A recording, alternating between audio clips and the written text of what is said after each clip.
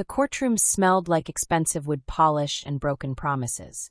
Elena Russo sat at the defendant's table with her hands folded so tightly in her lap that her knuckles had gone white.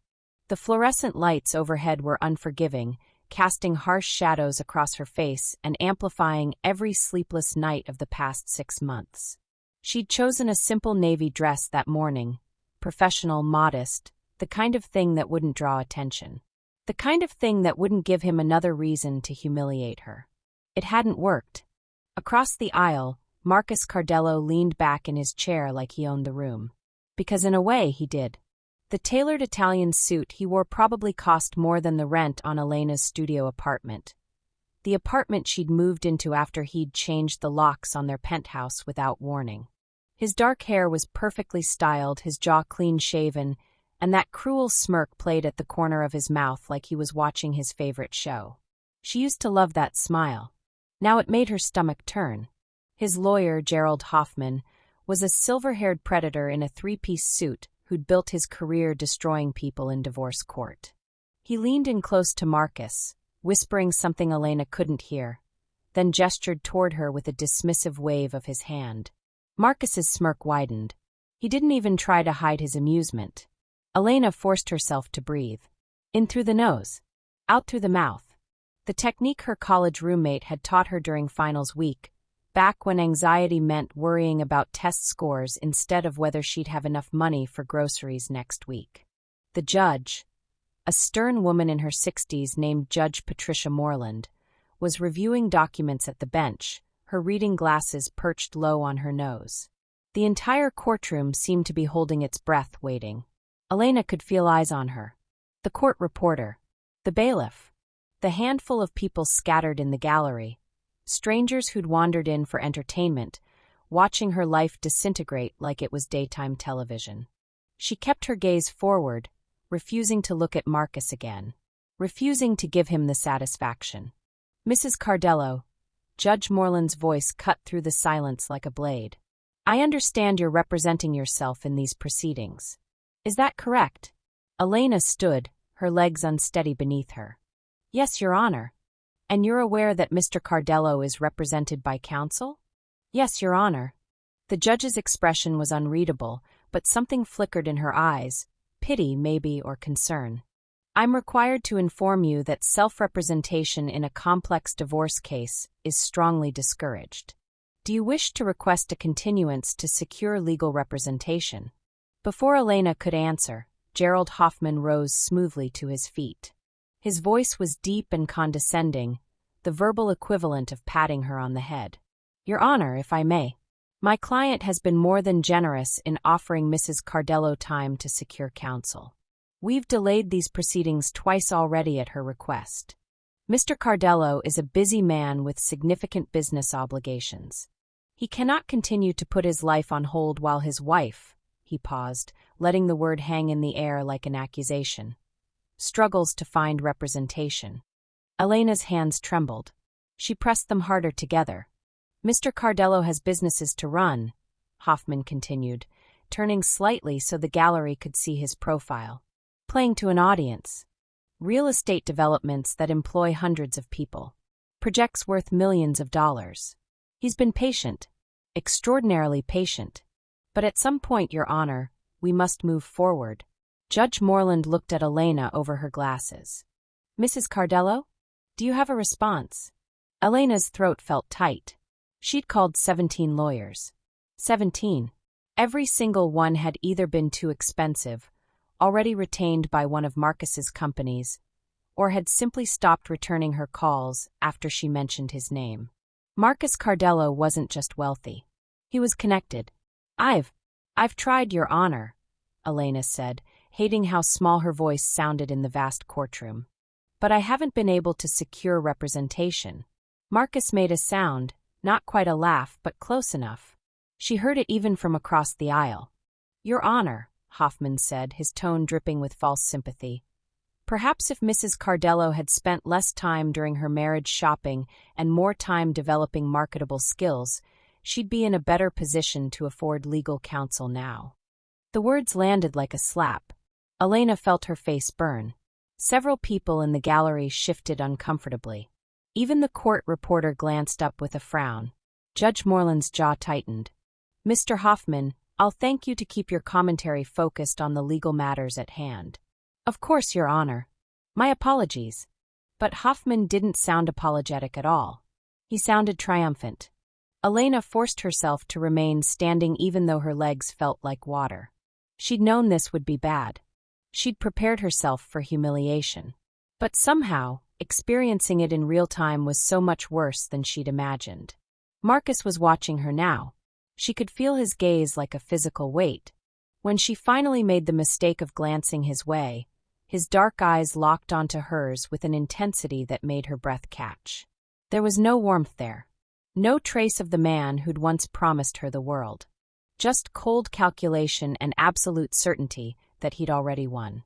He leaned over to whisper something to Hoffman, his eyes never leaving Elena's face. Whatever he said made his lawyer smile, a sharp, predatory expression that promised pain. "Mrs. Cardello," Judge Moreland said, drawing her attention back. "I'm going to ask you one more time. Do you wish to request a continuance?" Elena's mind raced. Another continuance meant another month of living in limbo. Another month of Marcus controlling the narrative, spreading lies to their mutual friends, poisoning every well. Another month of bleeding what little money she had left on court fees and postponements. But proceeding without a lawyer meant walking into a massacre. She opened her mouth to answer, but Hoffman cut her off. "Your Honor, my client would like to make a statement." Marcus stood, buttoning his suit jacket with practiced ease. He looked like he'd stepped out of a magazine. Powerful, composed, untouchable. When he spoke, his voice was smooth and reasonable, the voice that had once convinced her to trust him with everything. "Your Honor, I think we can all agree this has gone on long enough. My wife," he said the word like it tasted bitter, "had every opportunity to prepare for these proceedings. Instead, she's chosen to play the victim, hoping for sympathy she doesn't deserve. I've provided her with more than fair financial support during our separation. The fact that she's squandered it is not my responsibility." Elena's nails bit into her palms. Every word was a carefully constructed lie, delivered with absolute conviction. "I'm a fair man," Marcus continued, looking directly at the judge now, his expression earnest. "I'm willing to offer a settlement. Generous, even considering the circumstances. But I won't be manipulated by delay tactics and theatrical helplessness." The courtroom was silent. Elena felt something crack inside her chest, not her heart, that had broken months ago, but something else. Something that had been holding her together through sheer force of will. She was going to lose everything. Her home, her dignity, her future. And Marcus was going to walk away with his empire intact, his reputation unblemished, while she became a cautionary tale whispered about at cocktail parties. Judge Moreland looked at Elena for a long moment. "Mrs. Cardello, I strongly advise." The courtroom doors opened. The sound echoed through the space like a gunshot, and every head turned. A woman stood in the doorway, backlit by the hallway lights. She was tall, dressed in a black suit that was clearly custom-tailored, carrying a leather briefcase that probably cost more than Elena's car. Oversized sunglasses hid her eyes, but her posture radiated authority, the kind that made people instinctively step aside. She walked down the center aisle without hesitation, her heels clicking against the marble floor with perfect, measured rhythm. Elena watched her approach, confused. She didn't recognize her. But Marcus did. Elena saw it the moment the woman came into full view. Marcus's face drained of color, his confident smirk vanishing like smoke. His hand gripped the edge of the table, and for the first time since this nightmare began, Elena saw something in his eyes she'd never seen before. Fear. The woman stopped at Elena's table, removed her sunglasses with one smooth motion, and looked down at her with eyes that were somehow familiar, sharp, intelligent, and burning with barely contained fury. "Mrs. Cardello," she said, her voice low and commanding. "My name is Catherine Ashford, and I believe we have a great deal to discuss." Elena's hands trembled as she pressed them against the cold courtroom bench during the 15-minute recess. Marcus's laughter still echoed in her ears, that cruel, performative sound he'd made when his lawyer asked if she'd retained counsel. The way his eyes had gleamed with satisfaction when she'd whispered, "No," had felt like a physical blow. She closed her eyes, trying to steady her breathing, and suddenly she was 26 again. The memory arrived unbidden, sharp and vivid as broken glass. She'd been standing in the marble lobby of the Grandview Hotel, portfolio clutched against her chest, when Marcus Whitmore had stepped out of the elevator. She remembered the exact moment their eyes met, how time had seemed to suspend itself. He'd been wearing a charcoal suit that probably cost more than her monthly rent, his dark hair perfectly styled, his presence commanding every inch of space around him. "You're early," he'd said, his voice warm with approval. "I like that." Elena had arrived 30 minutes before their scheduled meeting, desperate to make a good impression. She was just 3 years out of architecture school, and Marcus's development company was the most prestigious firm in the city. Landing this project, designing the lobby renovation for his flagship property, could change everything. "Mr. Whitmore," she'd managed, extending her hand professionally despite her racing heart. His handshake had been firm, confident, and he'd held on just a second longer than necessary. "Call me Marcus. And I have a feeling we're going to work very well together, Elena." The way he'd said her name, like he was tasting something exquisite, had sent warmth flooding through her chest. That first meeting had lasted 4 hours. Marcus had examined every sketch, asked intelligent questions about load-bearing modifications and natural light optimization, treated her ideas with a respect she'd rarely received from male clients. But more than that, he'd looked at her like she was fascinating, like her thoughts mattered, like her presence lit up the room. "Have dinner with me," he'd said when they'd finally closed her portfolio. "Not business. Just dinner." She should have said no. Every professional boundary she'd been taught screamed at her to decline. But the way his dark eyes held hers, patient and intense, made her feel seen in a way she'd never experienced. "Okay," she'd whispered. 3 months later, he'd proposed on the rooftop of that same hotel, with the city sprawling below them like scattered diamonds. The ring had been obscene, a flawless emerald-cut diamond that caught light like captured fire. Elena had cried, overwhelmed by how quickly her entire life had transformed. Marcus had cupped her face in his hands, his thumbs brushing away her tears. "You're mine now," he'd murmured against her lips. "Forever." At the time, it had sounded romantic. The wedding had been everything she'd never dared to dream. 300 guests at the Ashford estate, a venue so exclusive it required a year-long waiting list that Marcus had somehow bypassed. She'd worn a custom Vera Wang gown that had made her feel like living art. Marcus had looked at her walking down the aisle with such raw adoration that several guests had audibly sighed. "I will love you until my last breath," he'd vowed, his voice thick with emotion. "Everything I have, everything I am, is yours." Their honeymoon in Santorini had been pure magic. 14 days of private villas, sunset sailing, and Marcus treating her like she was the only woman who'd ever existed. He'd made love to her with a reverence that had left her breathless, had listened to her talk about her architectural dreams for hours, had promised to help her build a career that would make her legendary. "We're partners," he'd said one night, tangled in silk sheets overlooking the Aegean Sea.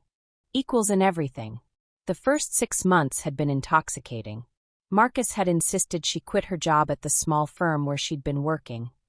"You don't need to answer to anyone anymore, love. You can focus on your own projects, build your portfolio properly." It had made sense. She'd moved into his penthouse, a glass and steel palace that overlooked the city from the 62nd floor. He'd converted an entire room into a studio for her, with the best drafting equipment money could buy.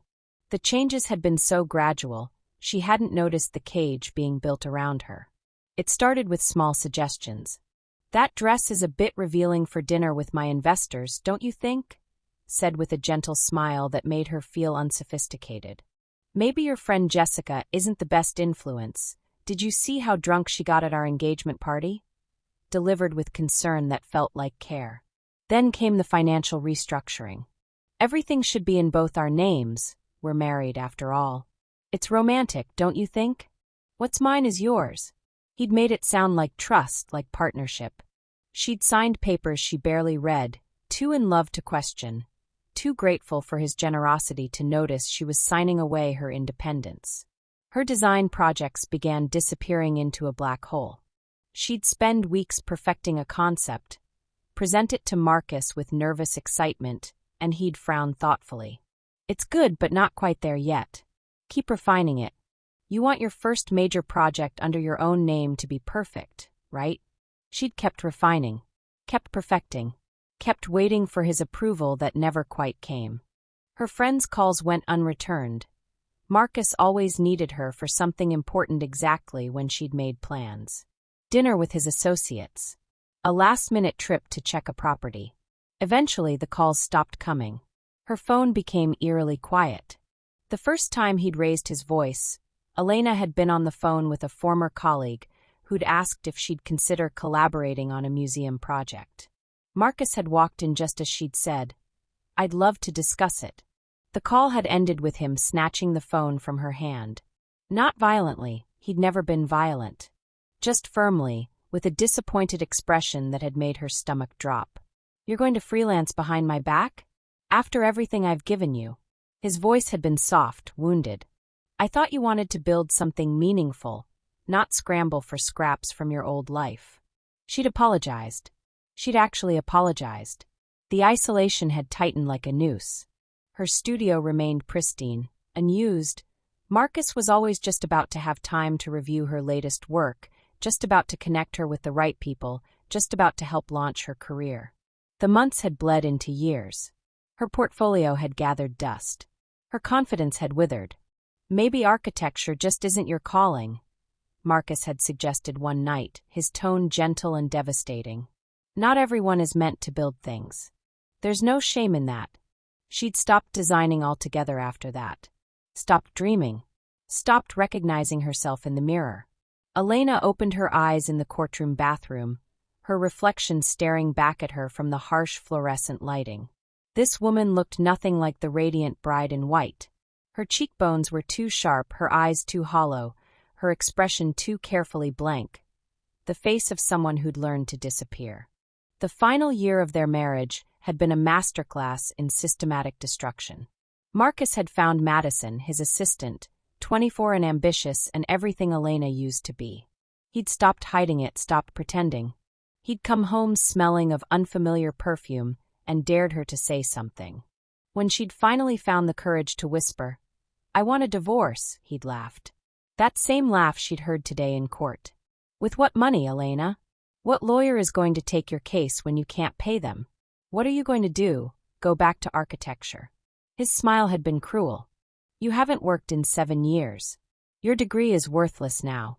Your connections are gone. You have nothing." He'd been right. She'd tried reaching out to her former colleagues, but her name had become a ghost in the industry. She'd applied for junior positions, jobs she'd been overqualified for a decade ago, and received polite rejections. She'd taken a job as a barista just to have money Marcus couldn't control. He'd found out and made sure his entire social circle knew his wife was serving coffee to make ends meet. The divorce papers had arrived with surgical precision, drafted to leave her with nearly nothing, leveraging every financial structure he'd convinced her to sign during their marriage. She couldn't afford a lawyer. She couldn't afford to fight. She could barely afford to eat. "Time!" The bailiff's voice cracked through the bathroom, making Elena flinch. She straightened her thrift store blazer, the only professional clothing she still owned, and forced her spine into something resembling strength. Through the bathroom door, she could hear Marcus's voice in the hallway, loud and jovial as he joked with his legal team. "This'll be over before lunch," he was saying. "She's got nothing. No representation, no assets, no options. It's almost too easy." Elena's hands curled into fists. Once she would have shrunk from that voice. Once she would have believed him. But as she pushed open the bathroom door and walked back toward the courtroom, something else flickered in her chest. Something small and fierce and burning. She didn't know how. She didn't know when. But Marcus Whitmore was going to learn that destroying someone completely was the most dangerous thing you could do. Because people with nothing left to lose were the most terrifying opponents of all. The rain came without warning. Elena stood beneath the flickering neon sign of Rosie's coffee house, untying her apron with numb fingers. The fabric was stained with espresso and smelled like burnt milk, a scent that had become as familiar to her as the architectural blueprints she used to carry. 6 months ago, she'd been reviewing designs for luxury condominiums. Now, she couldn't remember the last time she'd held a pencil for anything other than taking coffee orders. Her phone buzzed in her coat pocket. Another message from Marcus's lawyer, no doubt. Another reminder that the final divorce hearing was in 3 days. Another polite threat wrapped in legal jargon, reminding her that without representation, she'd lose everything. As if she hadn't already lost everything. Elena pulled her thin coat tighter and stepped into the rain. She'd sold her car 2 months ago. Marcus had somehow managed to get his name on the title during their marriage, claiming it was for tax purposes. She'd believed him then. She'd believed everything then. The bus wouldn't come for another 20 minutes.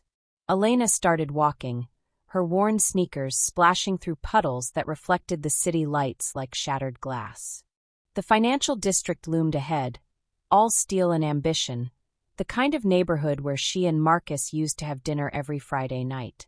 Back when she thought she knew what her life would look like. Back when she was foolish enough to believe love meant something. She shouldn't have walked this route. She knew better. But the bus fare was $4 round trip, and she only had $6 until tomorrow's shift.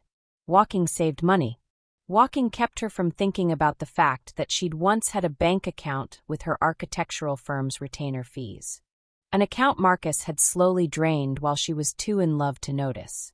The rain intensified, cold and merciless against her skin. Elena's mascara, the cheap kind from the drugstore, began to run.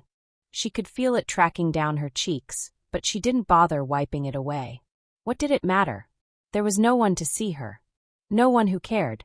That's when she saw him. La Riviere. The restaurant glowed like a jewel box across the street, all warm light and crystal chandeliers visible through floor-to-ceiling windows.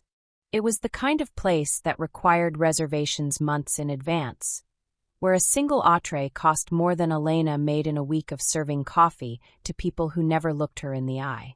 And there, stepping through the gold-trimmed doors, was Marcus. Elena's breath caught. She told herself to keep walking, to look away, to preserve whatever dignity she had left. But her feet had stopped moving. He looked exactly the same. No, he looked better. His charcoal suit was new, probably custom-tailored, fitting his broad shoulders with the precision that only obscene amounts of money could buy. His dark hair was perfectly styled, not a drop of rain touching him beneath the restaurant's burgundy awning. He was laughing at something, his head thrown back, the confident laugh of a man who'd never known consequence. Then Elena saw her. The woman tucked under Marcus's arm wore a red dress that probably cost more than Elena's rent. She was young, mid-20s maybe, with the kind of effortless beauty that came from expensive salons and personal trainers, and never having worked a closing shift at a coffee shop in her life. Her blonde hair cascaded in perfect waves down her back.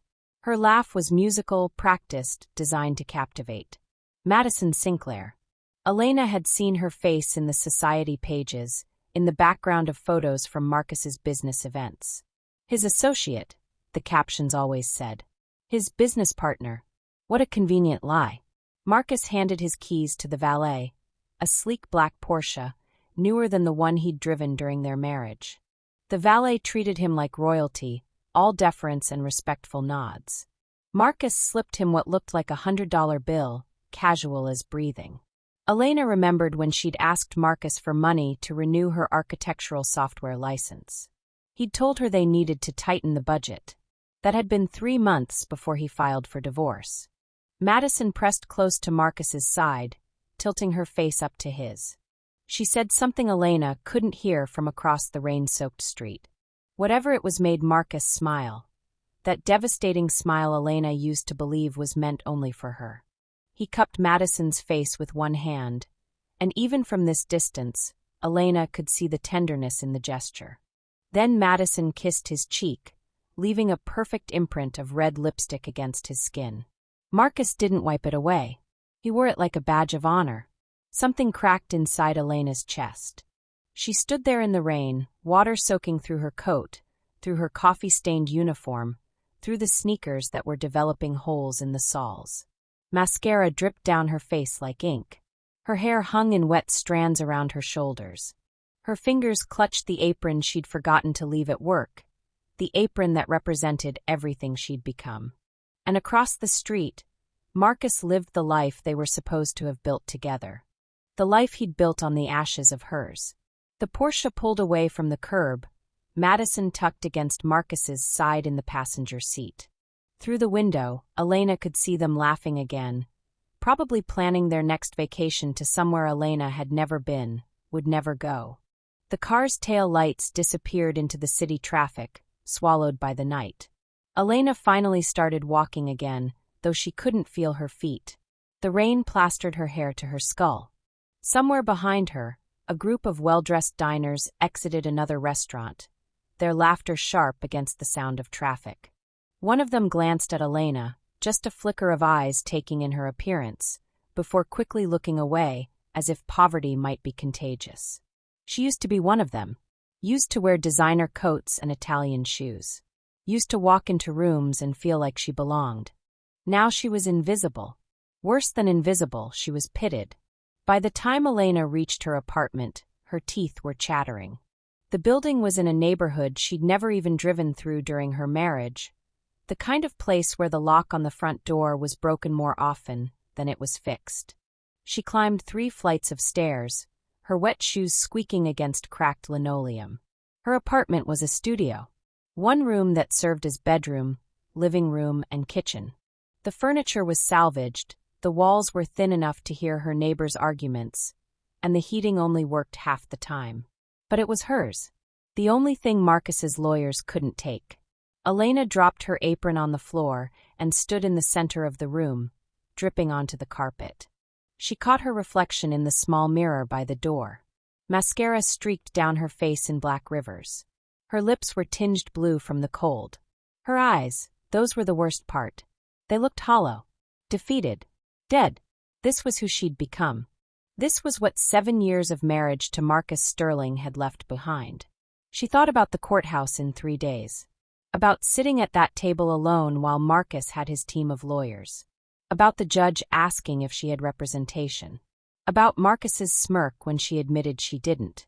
Elena's reflection stared back at her, and for the first time since this nightmare began, she felt something other than grief.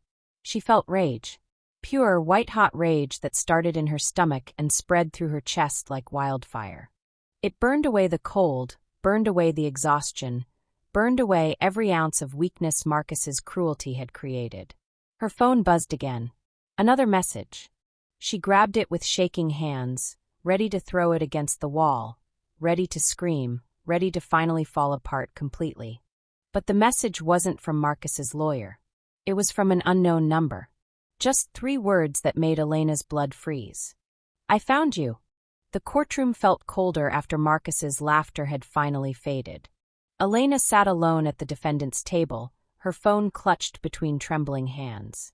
The screen displayed her bank account, $247.18. She'd checked it 4 times in the last 10 minutes, as if the numbers might somehow change, as if some miracle might appear between the recess and the moment the judge returned to seal her fate. Around her, the courtroom hummed with the low murmur of conversations. Lawyers conferred with clients. Court reporters stretched their fingers. Marcus stood near the windows with his attorney, Richard Pemberton, their heads bent together in what looked like a strategy session. Every few seconds, Marcus would glance her way, that same cruel smile playing at the corners of his mouth. She knew what he was thinking. Look at her. Broken.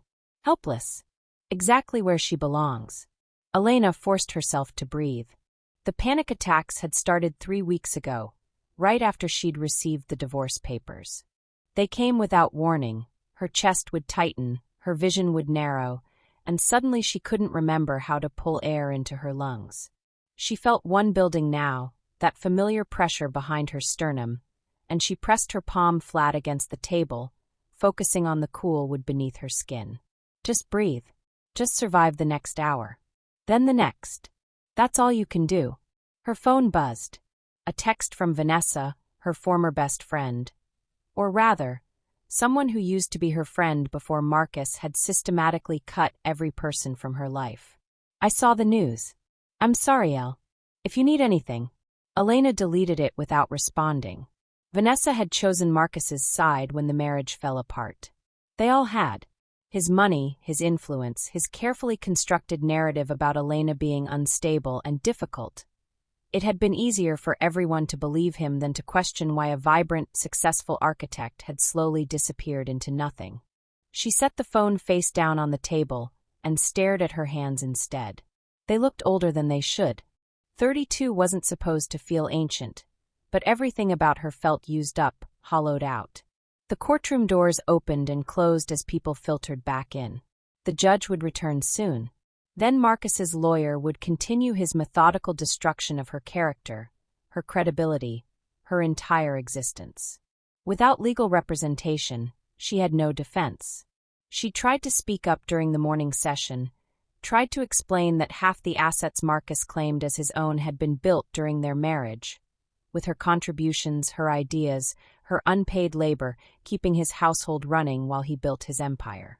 Richard Pemberton had shredded her in seconds. "Mrs. Harrison," he'd said, his voice dripping with false sympathy, "can you provide documentation of these alleged contributions? Contracts? Employment records? Anything beyond your emotional recollections?" She'd had nothing. Marcus had made sure of that. Behind her, Elena heard the whisper of expensive fabric against leather seats. Someone was sitting in the public gallery directly at her back. She didn't turn around, couldn't bear to see another curious onlooker who'd come to watch her humiliation play out like entertainment. But something about the presence felt different. Weighted, deliberate. The air itself seemed to shift. Marcus's voice cut through her thoughts. "Richard, who is that?" Elena's spine stiffened. There was something in his tone she hadn't heard before.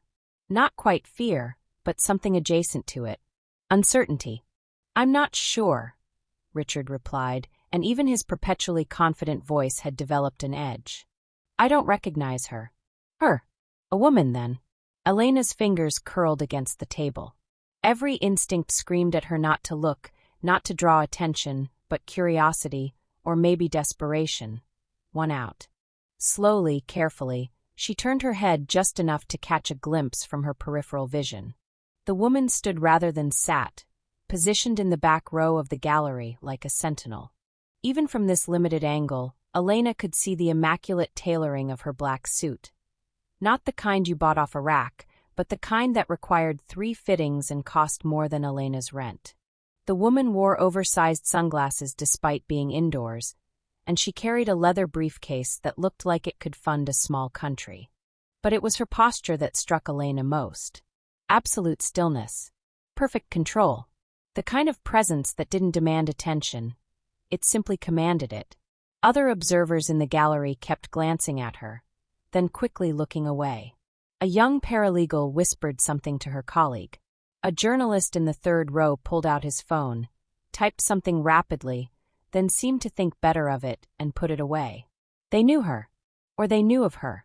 Elena turned back to face forward, her heart hammering for reasons she couldn't name. Hope felt dangerous. She'd given up on it weeks ago, but something had just shifted in the room's atmosphere. The pressure had changed. Behind her, she heard the whisper-soft sound of expensive heels on marble. The woman was moving, walking slowly along the gallery's back row. Elena tracked the sound without turning, some primal part of her brain hyper-aware of this stranger's every movement. The footsteps stopped, directly behind Elena's position. She could feel eyes on her, assessing, measuring, not with the cruel curiosity of the other observers, but with something else. Something that made Elena's skin prickle with awareness. "Richard." Marcus's voice again, lower now, urgent. "Find out who she is. Now." "I'm trying, but I don't care how you do it. That woman is making me nervous." Elena's breath caught. Marcus, nervous? The man who'd faced her across their kitchen table 6 months ago and calmly informed her he wanted a divorce. who'd smiled while his lawyers froze her accounts and seized assets she'd foolishly left in his name, who'd mocked her in this very courtroom just hours ago. That man was nervous? A door opened to the left. The bailiff stepped through. All rise. The Honorable Judge Patricia Martinez presiding. The courtroom erupted in motion as everyone stood. Elena's legs felt unsteady beneath her, but she forced herself to maintain some dignity, even as everything crumbled around her. Judge Martinez entered, a woman in her 60s with steel-gray hair and an expression that suggested she suffered fools poorly. She'd been patient with Elena this morning, far more patient than Elena deserved given her complete lack of legal knowledge, but that patience had been wearing thin by the time they'd broken for recess. "Please be seated," Judge Martinez said, settling into her chair. Everyone sat, except the woman in the gallery. She remained standing, a dark silhouette against the pale courtroom walls, and for the first time, Elena saw Judge Martinez's eyes flick toward the back of the room. Something passed across the judge's face, recognition, perhaps? Respect? The expression was gone before Elena could identify it, but she'd seen it. The judge knew who this woman was, too. "Mr. Pemberton," Judge Martinez said, returning her attention to the case at hand. "I believe you were in the middle of questioning the defendant about her employment history?" Richard stood, smoothing his tie. "Yes, Your Honor. Mrs. Harrison, before the recess, you claimed to have contributed to your husband's business ventures. I'd like to explore that further." Elena stood on shaking legs. Her voice came out smaller than she intended. Yes. Specifically, you mentioned architectural concepts. Is that correct?" "Yes. I'm an architect. Or I was before." She caught herself, knowing anything she said would be used against her. "Before what, Mrs. Harrison?" The pressure in her chest intensified. "Before the marriage." "I see. And yet you have no record of employment with Harrison Development Corporation. No contracts. No pay stubs. Nothing to substantiate these claims of contribution." Richard's smile was sympathetic in the way a shark's smile was sympathetic. "Isn't it true that you simply stayed home while your husband built his empire? That you contributed nothing of commercial value to his success?" The words hit like physical blows. Elena opened her mouth, but nothing came out. What could she say? He was right about the paper trail. Marcus had made sure of that. "Mrs. Harrison?" Judge Martinez prompted, not unkindly. "You need to answer the question." Elena's vision blurred. "I gave him everything. My designs, my time, my entire career. I put his name on proposals because he said it would be better for getting contracts. I worked 70-hour weeks on projects he took credit for." Allegations, Richard cut in smoothly. "Without a single shred of documentation. Your Honor, this is exactly what we've been dealing with throughout these proceedings. Wild accusations born from bitter emotion rather than fact." "Counselor," Judge Martinez said, her tone sharp, "let the witness finish her statement." "Of course, Your Honor. My apologies." But Richard's expression said he'd already won this exchange. Elena tried to continue, but the words tangled in her throat. She could feel Marcus watching her, could sense his satisfaction radiating across the aisle. This was what he'd wanted, to see her destroyed not just privately but publicly. To prove to everyone that she was nothing without him. And God help her, maybe he was right. Behind her, fabric rustled. The sound of movement, deliberate and controlled. The woman in the gallery was stepping forward, moving toward the wooden railing that separated observers from participants. Every head in the courtroom turned. The woman removed her sunglasses with one fluid motion, and Elena caught a glimpse of her face in profile. Sharp cheekbones, eyes like flint, a mouth set in a line that promised either salvation or destruction, depending on which side you stood. Richard Pemberton had gone pale. Marcus's hand gripped the edge of his table, so hard his knuckles turned white. And Elena couldn't breathe at all, because the woman was looking directly at her now, and there was something in that gaze that felt like lightning and earthquake and the moment before a storm breaks. The woman's voice cut through the silence, low and precise and absolutely merciless. "Your Honor, if I may address the court." The courtroom had become Elena's personal hell, and Marcus was enjoying every second of it. She could hear him whispering to his lawyer, Gerald Hutchinson, a man whose hourly rate could cover her rent for 3 months. They weren't even trying to be discreet anymore. Marcus's laugh cut through the air, sharp and cruel, the same laugh that used to make her feel safe when they were first married. Now it felt like glass shards under her skin. "This is almost too easy," Marcus murmured, loud enough for her to hear. "Look at her. She can't even afford a public defender." Elena's hands trembled in her lap. She'd folded them together so tightly her knuckles had gone white, but she couldn't stop the shaking. Couldn't stop the hot tears that blurred her vision as she stared down at the stack of papers in front of her.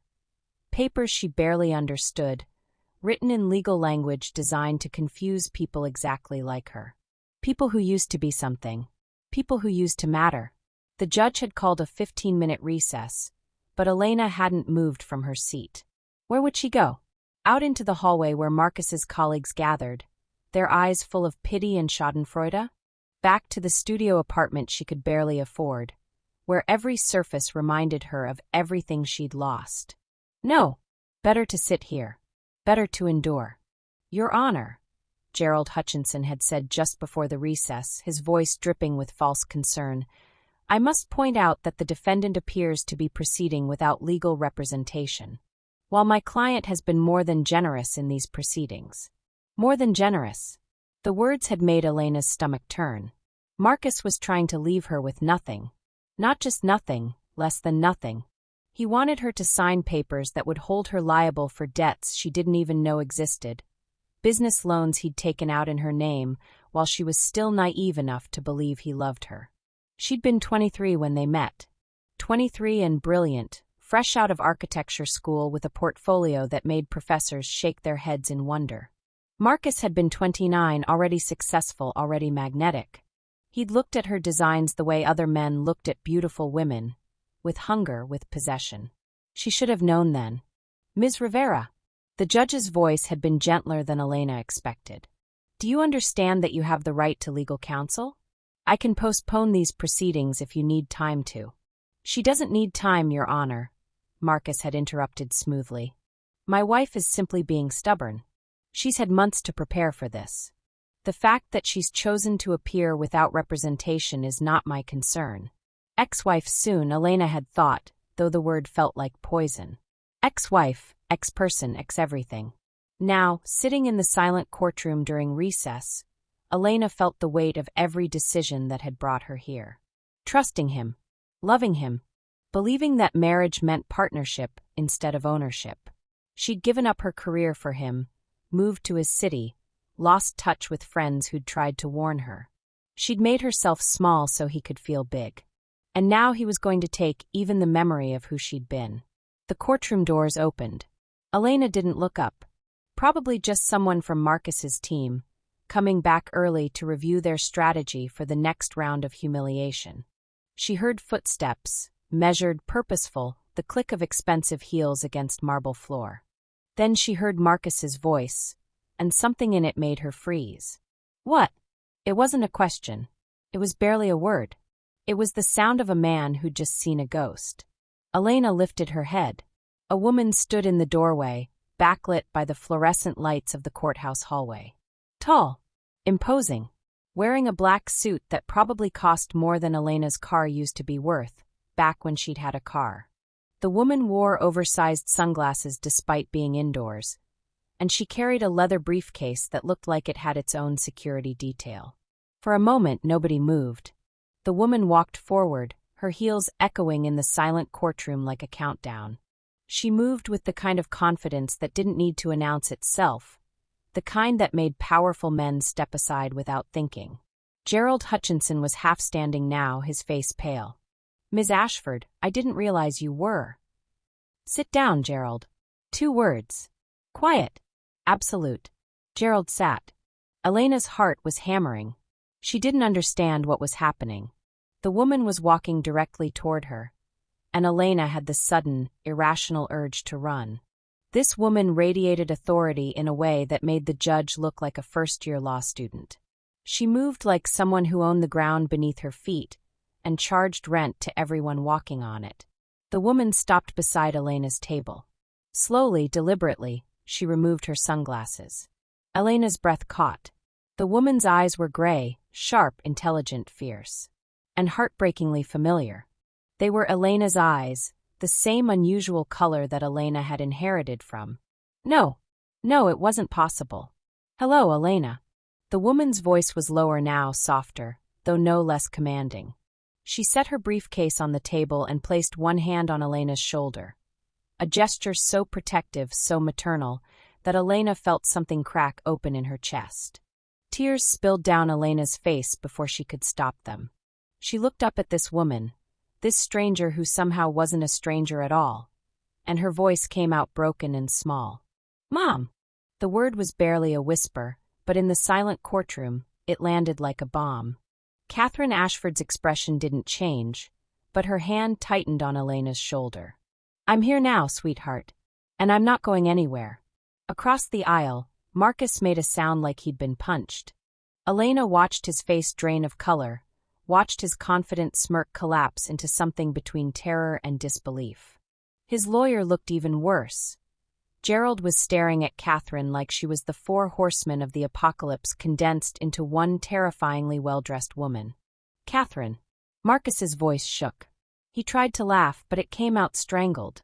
"What are you? This is a private matter between me and my wife." "Ex-wife," Catherine corrected, her voice dropping to something cold and deadly. She didn't even look at him. Her attention remained fixed on Elena, on her daughter's tear-stained face. "And there's nothing private about this proceeding, Marcus. It's public record, which is exactly how I found it." Elena couldn't breathe, couldn't think. Her mother, who she'd believed abandoned her when she was 7 years old. Her mother, who her father had said was too selfish to be a parent, too ambitious to love anyone but herself. Her mother, who was apparently one of the most powerful attorneys in the country. "Elena," Catherine's voice gentled. "Look at me, sweetheart." Elena did. And in those gray eyes, her eyes, she saw something that made her chest ache. Grief, rage, and a fierce, protective love that Elena had convinced herself she'd never had. "I know you have questions," Catherine said quietly, "and I will answer every single one of them. But first, we need to deal with him."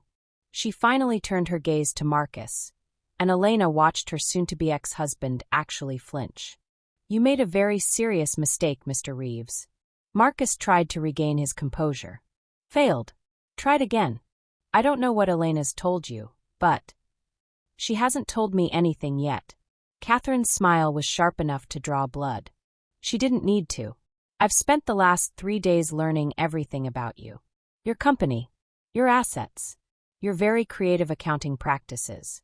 She paused, letting that sink in. "And your impressive collection of my daughter's intellectual property that you've been passing off as your own." The silence that followed was deafening. Gerald Hutchinson looked like he wanted to melt through the floor. Marcus's face went from white to gray. "I don't know what you think you've found," Marcus started, but his voice had lost all its earlier confidence. "I think," Catherine said, her voice soft and absolutely lethal, "that you're going to wish you'd been much, much kinder to my daughter." She turned back to Elena, and her expression softened again. "You don't need a lawyer, sweetheart." She pulled out a business card and set it on the table in front of Elena. "Catherine Ashford, senior partner, Ashford and Associates." Below that, a list of credentials that made Elena's head spin. "You have me." The courtroom doors opened again. The judge was returning. But Elena couldn't look away from her mother's face, from the fierce promise in those familiar eyes. "And I promise you," Catherine murmured, low enough that only Elena could hear, "by the time I'm finished with him, he'll wish he'd never learned your name." Elena felt something shift inside her. Something that had been broken for so long she'd forgotten it was supposed to be whole. For the first time in months, maybe years, she felt a spark of something that wasn't despair. Hope. Rage. Power. She wiped her tears away and straightened in her chair. Across the aisle, Marcus was having a whispered argument with his lawyer. Elena could see the panic in his eyes, the way his hands shook as he gestured frantically. "Good." The judge took her seat. "Are we ready to proceed?" Catherine smiled. It was the smile of a predator who'd just cornered her prey. "Absolutely, Your Honor," she said. "Though I think you'll find this proceeding is going to look very different than my opposing counsel anticipated." She opened her briefcase, and Elena caught a glimpse of hundreds of pages of documents inside. Marcus went even paler, and Elena realized that the worst was finally over. Now came the reckoning. The late afternoon sun slanted through Catherine's office windows like gilded knives, casting long shadows across the polished marble desk. Elena sat perfectly still in the leather chair, her hands folded in her lap with the careful precision of someone trying to hold themselves together. The court recess had given them 2 hours. 2 hours for Catherine to show her what she'd uncovered. 2 hours for Elena's world to end all over again.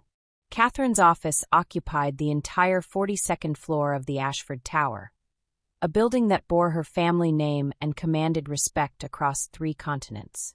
Everything here spoke of power carefully cultivated over decades. The floor-to-ceiling windows overlooking the city, the original artwork worth more than most people's homes, the silence so complete it felt like armor against the chaos of the world below. Elena had spent the last 30 minutes listening to her mother, a woman she'd believed dead for 23 years, explain exactly how Marcus had destroyed her. "I need you to look at something," Catherine said, her voice carrying that particular quality of controlled fury Elena was beginning to recognize. The kind of anger that didn't explode, the kind that calculated. Catherine's perfectly manicured fingers, nails painted a shade of red that looked like dried blood in the amber light, slid a document across the marble desk. The paper whispered against the stone like a confession. Elena's breath caught before her brain could process why. She knew that design. Her hand moved toward it without her permission, hovering above the paper as though it might burn her. The tremble in her fingers was visible, undeniable. Her throat closed around words that wouldn't come. It was her design. The Riverside commercial complex she'd sketched during the 2nd year of her marriage, sitting at Marcus's kitchen table while he worked late at the office. Or so she'd thought. She'd been so excited to show him, had stayed up until 3 a.m. perfecting every detail. The curves of the glass facade, the way the building would capture sunlight and throw it across the water, the integration of green spaces that made the structure breathe. She'd presented it to him over breakfast. He'd smiled that warm smile she'd still believed in back then, had kissed her forehead and told her it was beautiful. Told her she was talented. Told her she should keep designing, keep dreaming. She'd never seen the sketches again. "That's..." Elena's voice cracked. She swallowed hard, forced herself to continue. "That's the Riverside Meridian Complex." "Yes." Catherine's word fell like a judge's gavel. Marcus built that in 2019. It was his breakthrough project. The one that put Sterling development on the map. Elena's voice sounded distant to her own ears, clinical, as though she were reciting someone else's tragedy. It won the Architectural Digest Innovation Award. He gave a TED Talk about his vision for sustainable urban development. Catherine leaned back in her chair, the leather creaking softly. "Look at the date on your original sketch." Elena's eyes dropped to the bottom corner of the page. Her handwriting, she'd always dated her work, a habit from architecture school. February 14th, 2017. "Happy Valentine's Day to me." She'd written that. She remembered writing that, remembered the bitter humor of spending Valentine's Day alone with her drafting pencils while Marcus canceled dinner for the 3rd time that month. "Now look at this." Catherine pulled up an image on the tablet beside her, turning it so Elena could see. Marcus's company logo gleamed at the top of the document, a patent filing. This is the date Marcus filed for the design patent and intellectual property rights. March 3rd, 2017. Less than 3 weeks after she'd shown him her work. The office seemed to tilt. Elena gripped the edge of the desk, her knuckles white against the dark marble. He wouldn't. But even as she said it, she knew he would. Knew he had. "There's more, isn't there?" Catherine's expression was grave, and something in her eyes, something that looked like rage mixed with grief, made Elena's stomach drop. "Elena, I need you to stay calm while I show you this." "Can you do that?" Elena wanted to laugh. Wanted to scream.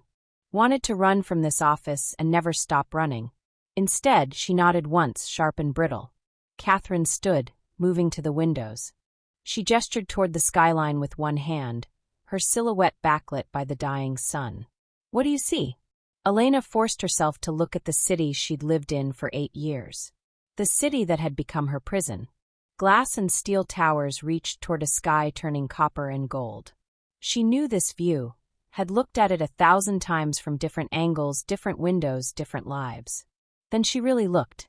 The Riverside Meridian complex sat along the waterfront, its distinctive curved glass facade catching the light exactly as she'd envisioned. 2 blocks north, the Quantum Tower, Marcus's 2020 project, spiraled upward with that unique helix design she'd sketched while recovering from the flu, too sick to leave bed, but unable to stop her hands from creating. And there, in the financial district, the Sterling Apex Center with its revolutionary inverted terrace gardens. Her gardens. Her vision. Her soul poured into steel and glass and concrete. Every major building in Marcus Sterling's empire was hers. Oh my God! The words barely made it past her lips. Catherine turned from the window, her face carved from stone and shadow. 7 buildings. 7 major projects over the course of your marriage.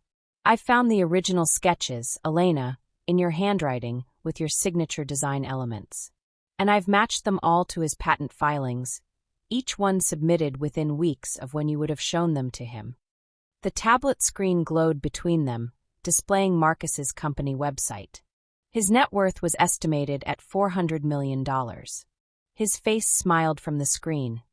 That same charming smile that had convinced her to give up her job, to trust him, to believe that he loved her. While he was isolating you, Catherine continued, her voice lethal in its calm, while he was convincing you that your designs weren't good enough, that you should focus on being his wife, on making his home perfect, on supporting his career, he was stealing every ounce of your creative work and building an empire on the ruins of your dreams. Elena couldn't breathe. The office walls seemed to be closing in, the weight of the revelation crushing her chest. Every doubt Marcus had planted, maybe architecture isn't your calling. Maybe you're not as talented as you think. Maybe you should try something else. Had been calculated. Deliberate. He'd needed her to stop producing work, so she wouldn't notice when her designs appeared under his name. He'd systematically destroyed her confidence, so he could rob her blind. The Riverside Meridian alone generated $60 million in revenue, Catherine said. The Quantum Tower, another $90 million. These aren't just your designs, Elena. These are your children. He stole them, claimed them as his own, and profited while you served him coffee and arranged his social calendar and apologized for existing. A sound escaped Elena's throat, something between a laugh and a sob. Her hand pressed against her mouth, holding back the scream building in her chest. Catherine moved closer, her presence suddenly less intimidating and more protective. This isn't just a divorce case anymore. This is intellectual property theft on a massive scale. This is fraud.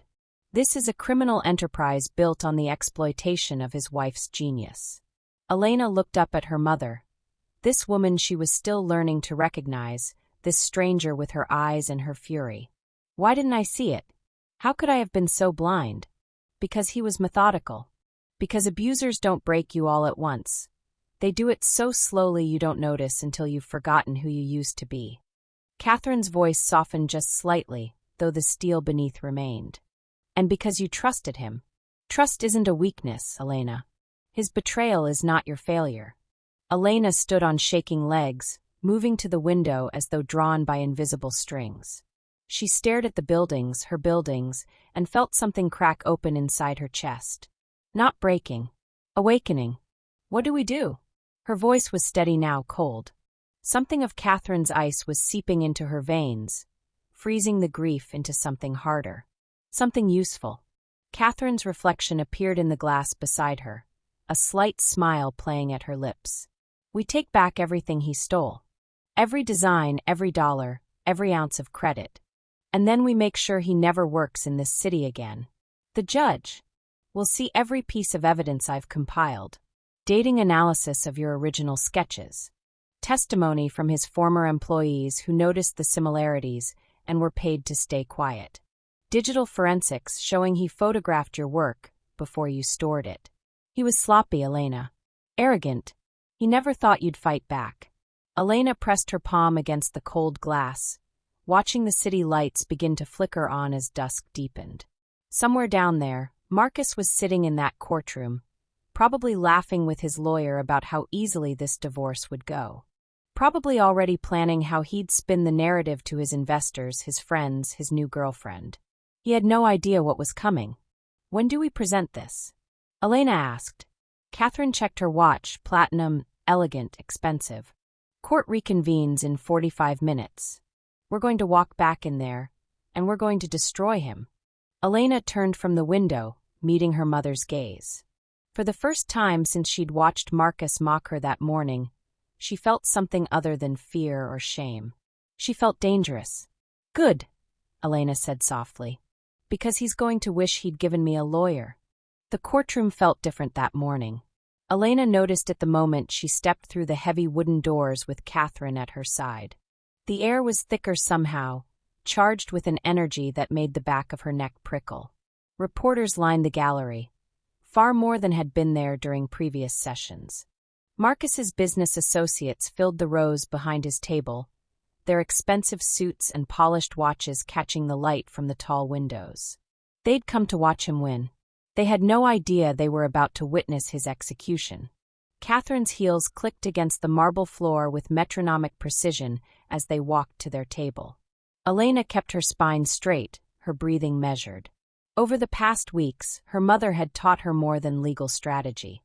She taught her how to carry power, how to inhabit space like she owned it, how to look at someone who'd destroyed you and refused to blink first. Remember, Catherine murmured as they took their seats, justice isn't loud. It's inevitable. Across the aisle, Marcus leaned back in his chair with that familiar arrogance Elena once mistook for confidence. His lawyer, Richard Pemberton, silver-haired, ruthlessly expensive, with a reputation for burying opponents in paperwork, was organizing documents with practiced efficiency. Marcus caught Elena's eye and had the audacity to smirk. That same smirk he'd given her during their first session, when he'd mocked her for having no lawyer, when he'd treated her like she was nothing. Elena held his gaze until his smile faltered slightly. The judge entered, the Honorable Diana Reeves, a woman in her 60s with sharp eyes that had seen every manipulation, every lie, every desperate play in the book. She surveyed the packed courtroom with thinly veiled irritation. This is a divorce and asset distribution hearing, Judge Reeves said crisply, not a media circus. I expect decorum. Her gaze swept to Marcus's section meaningfully. Your Honor, Catherine rose smoothly, if I may address the court. Ms. Ashford. Judge Reeves nodded. Proceed. Catherine moved to the center of the room like a predator who'd been circling her prey for weeks, and was finally ready to strike. She pressed a button on the remote in her hand, and the large presentation screen flickered to life. Two images appeared side by side. On the left, a pencil sketch on slightly yellowed paper, dated 7 years ago, signed in the corner with Elena's maiden name. An architectural rendering of a mixed-use development with distinctive curved glass facades and integrated green spaces. Beautiful, innovative, unmistakably original. On the right, a nearly identical design bearing the logo of Donovan Prestige Developments. Filed 18 months after Elena's sketch. The project that had put Marcus on the cover of Metropolitan Business Review. The building that had won him the Architectural Innovation Award he kept in his office like a trophy. The courtroom went utterly silent. Elena watched Marcus's face drain of color. Watched his hand grip the edge of the table until his knuckles went white. Watched him lean toward Pemberton and whisper something urgent, desperate. Pemberton's expression remained carefully neutral, but Elena saw it. The slight shift backward, the infinitesimal increase in distance between attorney and client. The universal body language of a lawyer who knew he was sitting next to a sinking ship. This is Exhibit A, Catherine continued, her voice carrying to every corner of the room. Elena Montgomery's original design for the Riverside Quarter project, sketched in her personal portfolio in March 2018. You'll note the date stamp, authenticated by 3 independent forensic document analysts whose reports have been submitted to the court. She clicked to the next slide. Another side-by-side comparison. Then another. Then another. 7 years of Elena's work. 7 years of her creativity, her vision, her architectural genius. All stolen, repackaged, and filed under Marcus's company name. Each design dated and authenticated. Each one proof of systematic, calculated theft. Your Honor, Pemberton stood, his voice tight. This is highly irregular. The court's focus should be on marital asset distribution, not intellectual property theft. Catherine's voice cut through his objection like a blade. Not fraud.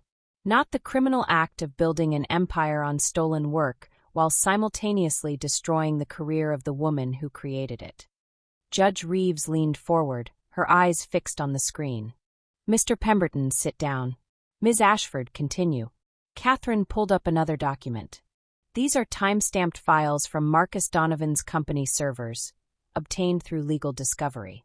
Internal emails showing Mr. Donovan explicitly instructing his team to refine the designs Elena left in the home office and file them under corporate IP before she notices. Elena's chest tightened. Seeing the proof was different than knowing it intellectually. These weren't suspicions or theories. This was documentation of Marcus's betrayal in his own words. Furthermore, Catherine continued, we have testimony from 4 former employees of Donovan Prestige Developments who witnessed Mr. Donovan using his wife's designs without attribution. Their sworn statements have been submitted. The screen changed to show photographs of Elena's original sketchbooks, the ones Marcus had told her were lost during their last move. Catherine had found them in a storage unit registered under Marcus's assistant's name. These were reported stolen in a police report filed by Mrs. Donovan 3 years ago, Catherine said. Mr. Donovan claimed to have no knowledge of their whereabouts. Yet here they are, rented under an account funded by his corporate card. Marcus shot to his feet. This is insane. Those designs were collaborative work, marital property. I had every right. You had no right. Catherine's voice dropped to something cold and lethal. You had a wife who trusted you, who showed you her work because she believed you supported her career.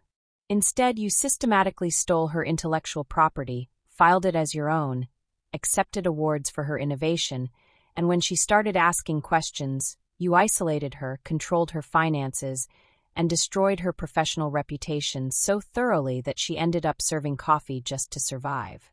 The courtroom erupted, reporters typing furiously. Marcus's business associates whispering urgently. Someone in the gallery gasped. Judge Reeves slammed her gavel. Order! Elena sat perfectly still, her hands folded in her lap, watching Marcus unravel. His expensive suit suddenly looked wrong on him. Too big, like he was a child playing dress-up in someone else's clothes. His face had gone from pale to flushed, sweat beading at his temples. This was the man who'd made her feel worthless, who'd convinced her she'd be nothing without him. He looked very small now. Your Honor, Catherine said quietly, I'm filing criminal charges against Marcus Donovan for intellectual property theft, fraud, and racketeering. Additionally, Mrs. Donovan is seeking full ownership of all designs created during the marriage, majority distribution of marital assets as compensation for stolen labor, and punitive damages for intentional infliction of emotional distress. Pemberton was already gathering his files. Elena recognized the motion. She'd seen enough legal shows to know what it meant when a lawyer started packing up mid-hearing. He was abandoning Marcus. Mr. Pemberton, Judge Reeves said sharply, are you withdrawing from this case? I need to consult with my client, Your Honor, Pemberton said carefully. There are ethical considerations that require immediate attention. Translation: Marcus had lied to him, and Pemberton wasn't going down with his client. Marcus grabbed his lawyer's arm. You can't just. Don't touch me, Pemberton said coldly, yanking free. We're done. Movement in Elena's peripheral vision, Madison, Marcus's girlfriend, slipping out of the courtroom. She'd been sitting in the front row of the gallery in a designer dress, probably expecting to watch Marcus humiliate his ex-wife one final time. She didn't even look back. Judge Reeves removed her glasses, pinching the bridge of her nose. When she spoke, her voice carried the weight of decades on the bench. "Mr. Donovan, I've presided over many divorce cases. I've seen infidelity, financial manipulation, even domestic violence. But I have rarely seen such calculated, prolonged exploitation of a spouse." She looked directly at Marcus. "You didn't just betray your wife emotionally. You stole her career, her identity, her future. And you did it methodically over years while making her believe she was the problem." Marcus opened his mouth. Nothing came out.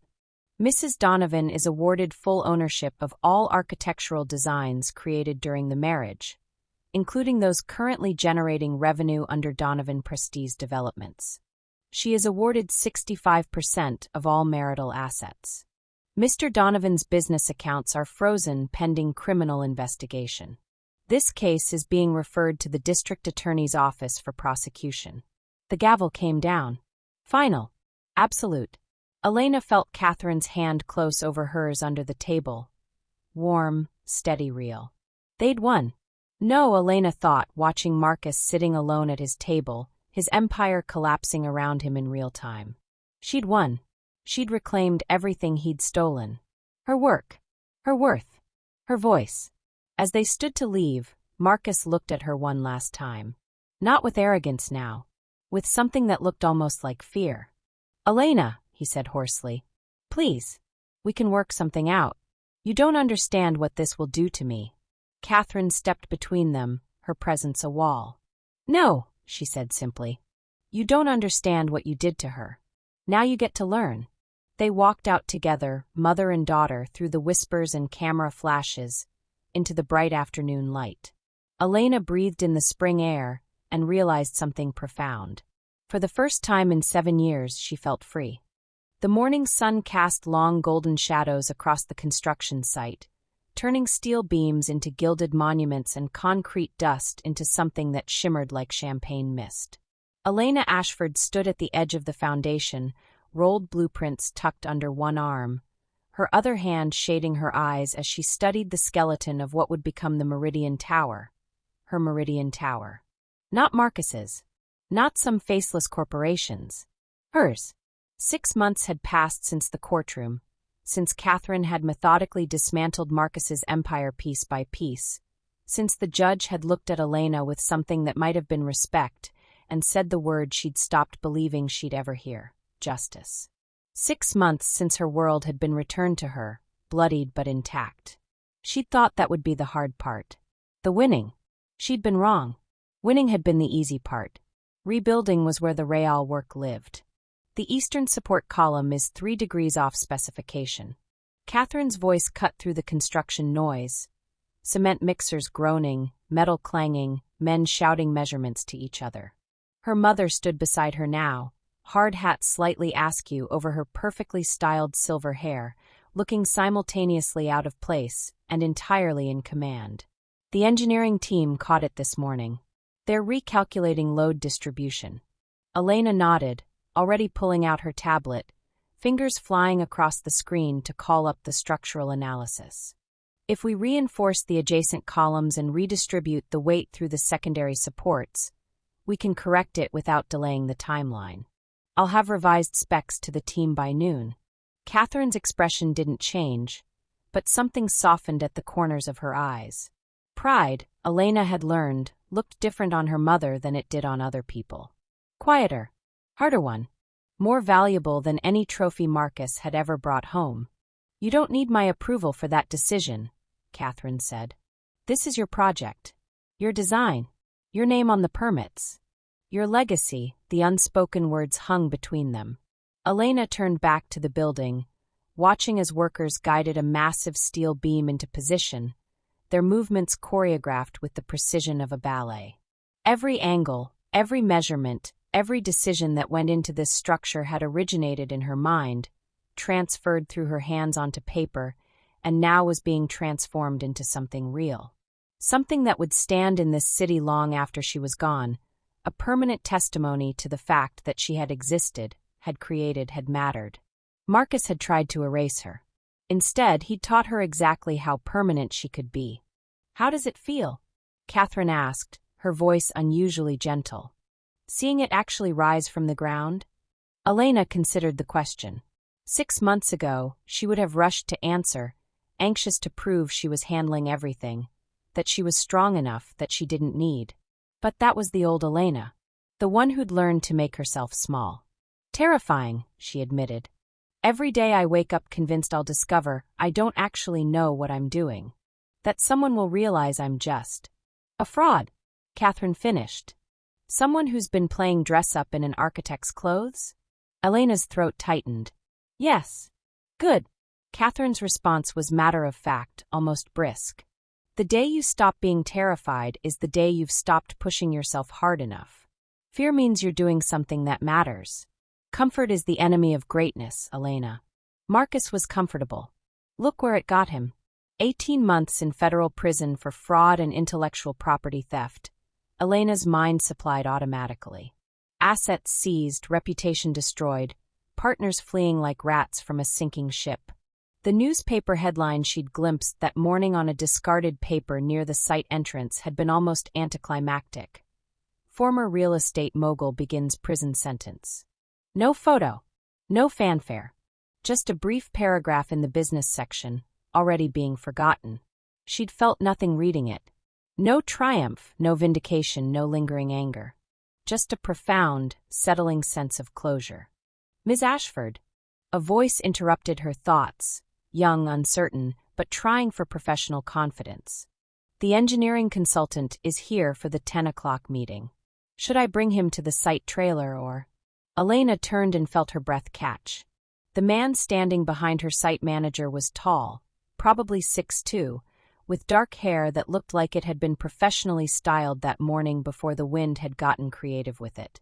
He wore expensive jeans and a fitted Henley under a leather jacket, contractor casual, but the kind that cost more than most people's monthly rent.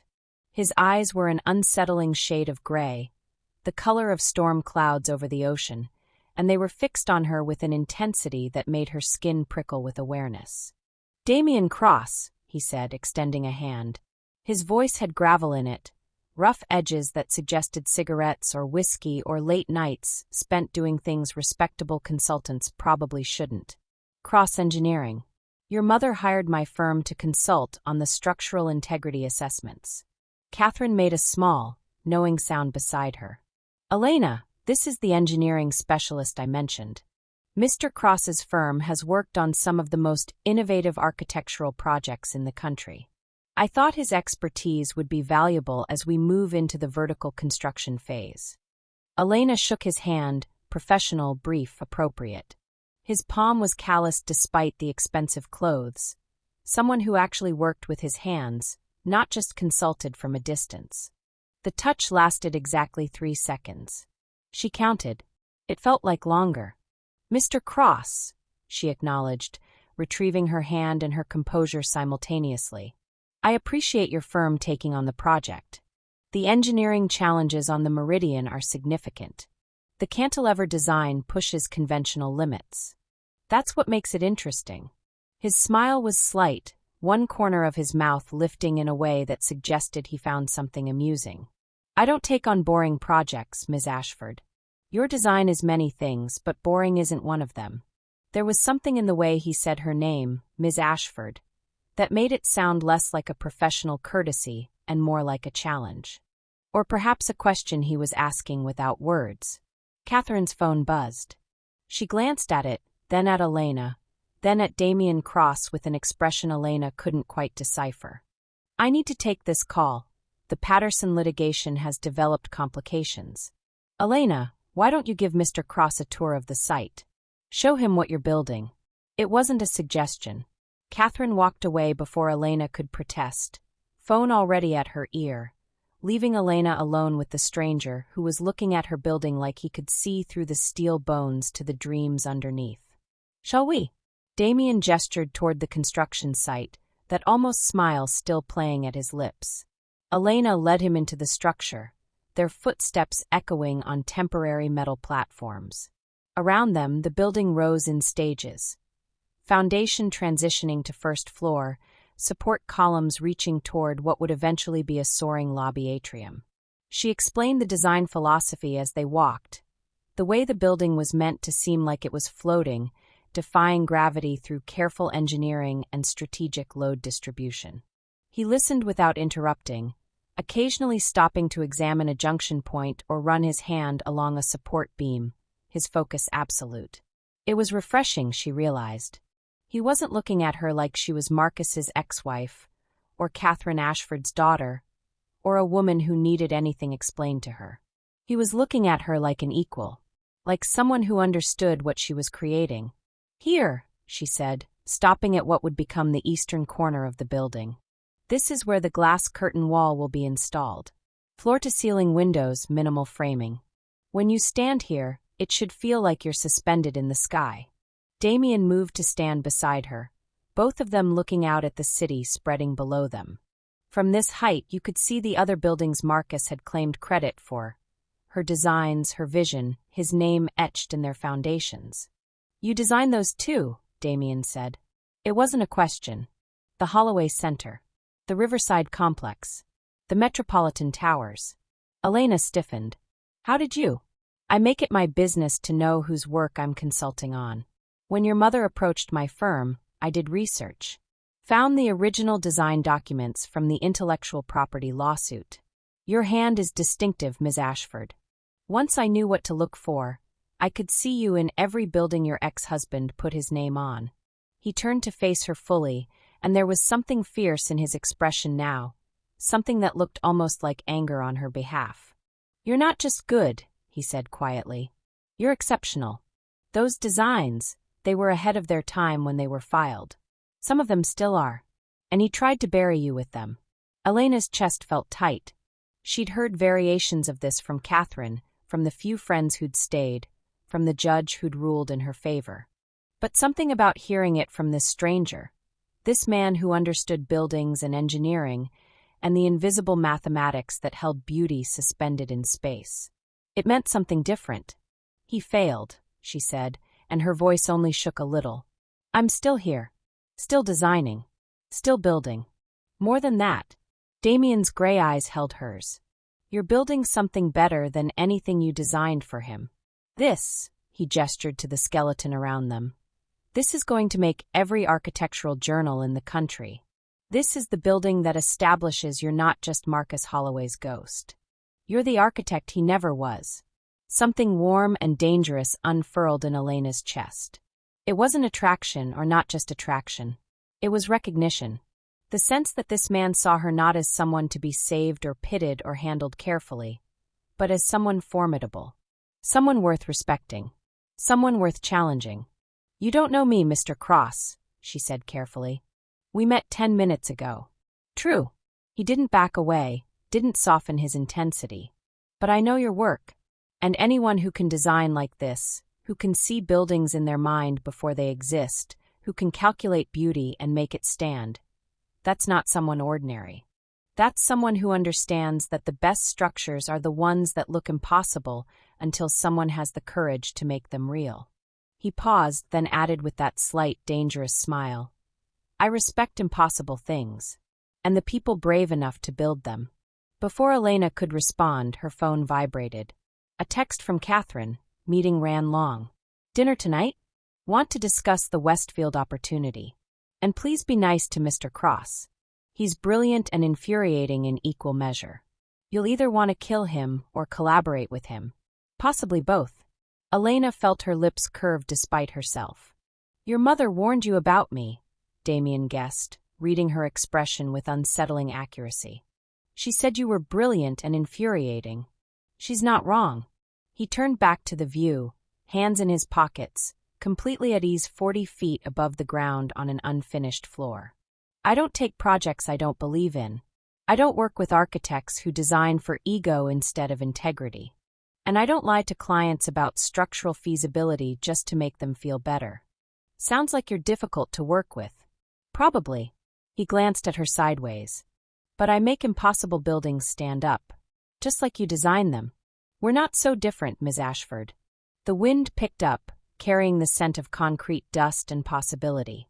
Below them, the city hummed with afternoon traffic, millions of people living their lives in buildings someone had dreamed into existence. Elena thought about her name on permits now, on contracts, on the brass plaque that would eventually hang in the Meridian's lobby. Designed by Elena Ashford. Not erased. Not stolen. Not buried. Permanent. The structural assessment, she said, redirecting to safer ground. When can your team begin? Already started. Damien pulled out his own tablet, calling up a series of complex engineering diagrams. I reviewed your specs last night. There are 3 areas where I think we can optimize the load distribution without compromising your design integrity. Want to see? He moved closer, angling the screen so they could both see, and Elena found herself leaning in, caught up in the elegant mathematics of making beautiful things stand. They discussed stress points and cantilever calculations, compression forces and tension ratios, their conversation flowing with the easy rhythm of 2 people who spoke the same technical language. It felt natural, comfortable in a way that wasn't about romance or attraction, but about partnership, mutual respect between equals. It felt like the beginning of something. Not a love story, not yet, maybe not ever, but something that mattered, something real. Catherine found them an hour later, still debating the merits of different steel grades for the cantilever supports, both of them sketching modifications on Elena's blueprints with the unself-conscious focus of people who'd forgotten anyone else existed. I see you two are getting along, Catherine observed dryly. Elena looked up, realizing with some surprise that the afternoon had somehow disappeared. The construction site was quieting as workers began to pack up for the day, the golden light deepening toward amber. Mr. Cross has some interesting ideas about the eastern support structure, Elena said. They're not just interesting, they're correct, Damien countered. But Ms. Ashford is stubborn about her original specifications. I'm not stubborn. I'm precise. You're both, Catherine interjected, looking far too pleased with herself. Which is exactly why this collaboration is going to work. Elena, Mr. Cross's firm will be on site 3 days a week for the next 6 months. I suggest you get used to arguing with him. She walked away before Elena could protest, leaving them standing in the skeleton of Elena's impossible building as the sun set fire to the windows of the city around them. Damien extended his hand again, formal this time. To a successful partnership, Ms. Ashford. May we build something that makes the world stop and stare. Elena took his hand, feeling the calluses, the strength, the steady certainty of someone who knew how to make impossible things stand. To building something permanent, she agreed. And as the last light gilded the steel bones of her creation, Elena Ashford smiled, not the smile from her wedding photos, soft and hopeful and afraid. This smile was different, earned, self-possessed, powerful. The smile of a woman who had been broken and had rebuilt herself into something stronger than she'd ever been. The smile of a woman who knew, finally, that she didn't need to be saved. She only needed to be seen. And for the first time in longer than she could remember, standing in the building that bore her name, her mother's pride warm at her back and a new challenge standing before her. Elena felt exactly like who she'd always been meant to be. Drop your thoughts in the comments below, and let us know where you're watching from. And if you're hooked on this dangerous love story, click that subscribe button.